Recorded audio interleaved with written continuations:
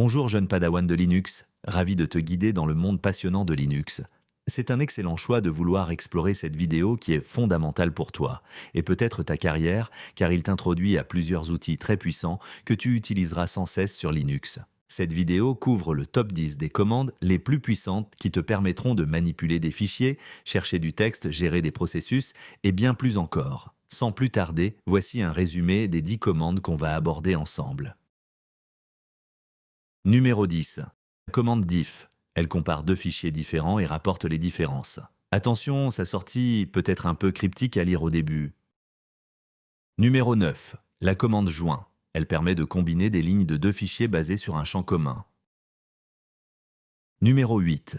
La commande tr. Elle est utilisée pour traduire ou supprimer des caractères. Elle peut servir, par exemple, à changer la case du texte. Numéro 7. La commande cut. Elle est utilisée pour afficher uniquement des colonnes spécifiques à partir d'un fichier texte ou de la sortie d'autres commandes. Numéro 6. La commande sort. La commande sort trie les lignes d'un fichier texte ou la sortie d'autres commandes. Numéro 5. La commande unique. Elle est principalement utilisée en combinaison avec la commande sort car elle supprime les lignes dupliquées uniquement si elles sont adjacentes. Numéro 4. La commande exarg. C'est une commande très puissante qui prend la sortie d'une commande et la passe en argument à une autre commande. Numéro 3. La commande sed. Sed est en réalité un puissant éditeur de flux utilisé principalement pour les opérations de recherche et remplacement en utilisant les expressions régulières. Numéro 2. La commande find. Elle est une commande très utilisée pour trouver des fichiers dans le système de fichiers Linux en fonction de nombreuses conditions. Et, mesdames et messieurs, le numéro 1 est la commande grep. Elle est utilisée pour rechercher un texte spécifique dans des fichiers. C'est une commande très puissante avec de nombreuses options. Allons, passons à la pratique. La commande diff. On a deux fichiers suivants, liste1.txt et liste2.txt. On voit qu'il y a des différences entre ces deux fichiers. Dans fichier 1, on a Alan Walker en plus, et dans fichier 2, il y a des espaces entre John et Doe. On lance la commande diff avec les noms des deux fichiers en argument. Le résultat montre les différences. Le caractère inférieur représente le premier fichier et celui supérieur représente la différence trouvée dans le deuxième fichier. On relance avec l'option "-w", c'est-à-dire ne pas tenir compte des espaces. On n'obtient plus qu'une seule différence. La commande joint. Ici, on a un fichier employé .txt et un fichier bonus .txt, tous deux contenant un champ d'identifiant d'employé. Dans notre exemple, il s'agit d'un identifiant numérique au début de chaque ligne, 100, 200, etc.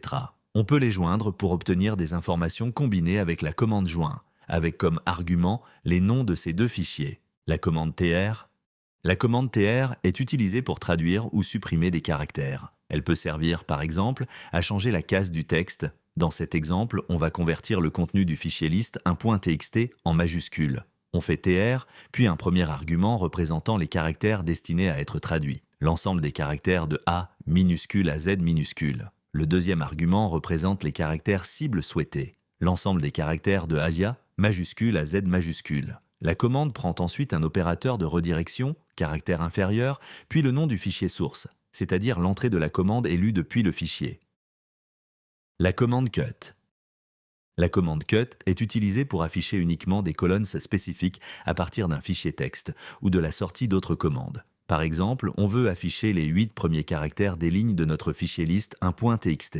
On fait cut-c, espace un -8, puis le nom du fichier liste .txt. Autre exemple pratique, on veut voir la liste des comptes utilisateurs du système. On fait qt-d, 2 points, ce qui veut dire indiquer à qt le délimiteur à utiliser, puis -f1, ce qui veut dire premier champ, puis le chemin vers le fichier. La commande sort. La commande sort trie les lignes d'un fichier texte. Nous allons trier les montants bonus de nos employés. Pour faciliter le découpage en colonnes, nous avons fait deux fichiers employés .csv et bonus.csv. On utilise un séparateur .virgule dans ces fichiers. On fait un joint de ces deux fichiers afin d'avoir l'ensemble des colonnes. Vous remarquez l'option -t.virgule. On a dit à joint d'utiliser ce séparateur au lieu d'utiliser son délimiteur par défaut, qui est espace. On va envoyer le résultat de joint directement à notre commande sort pour effectuer le tri. Pour cela, on enchaîne avec l'opérateur de flux pipe, puis on appelle la commande sort-t, point virgule, ensuite "-k", ici on dit quel champ utiliser, puis 3n, ça veut dire trier le troisième champ numériquement. La commande unique.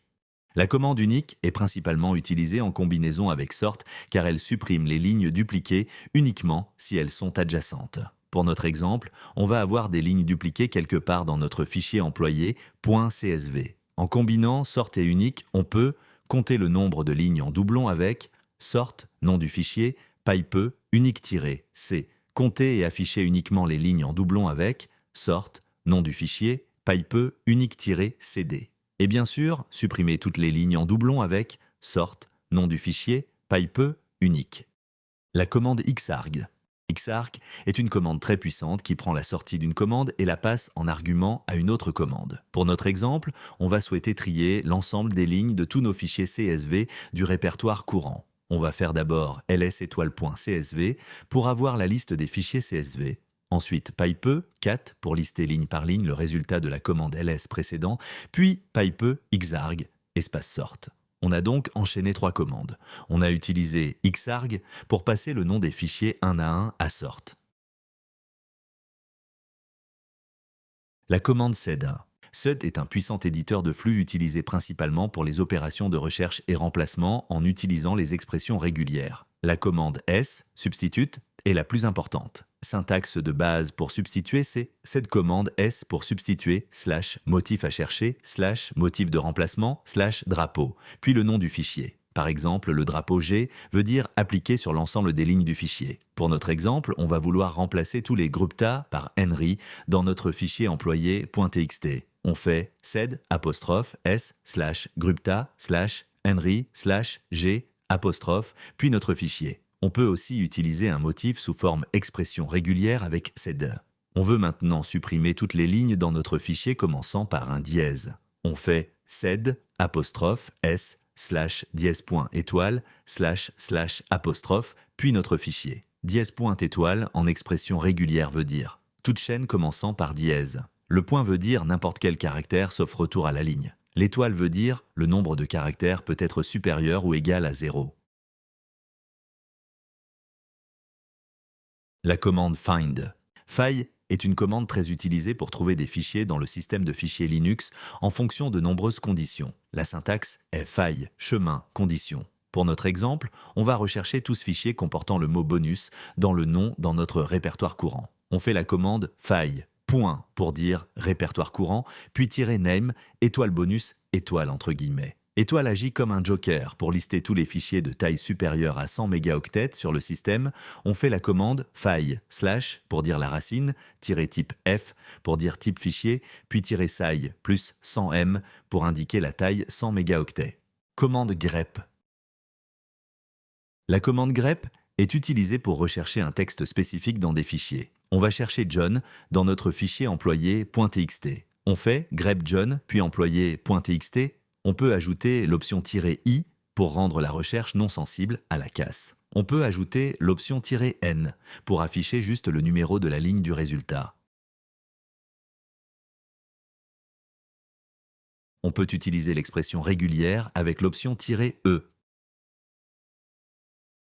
Voilà, on arrive à la fin de la vidéo. On a vu et pratiqué les 10 commandes Linux les plus puissantes que les pros utilisent tous les jours. Merci et à bientôt pour une prochaine vidéo.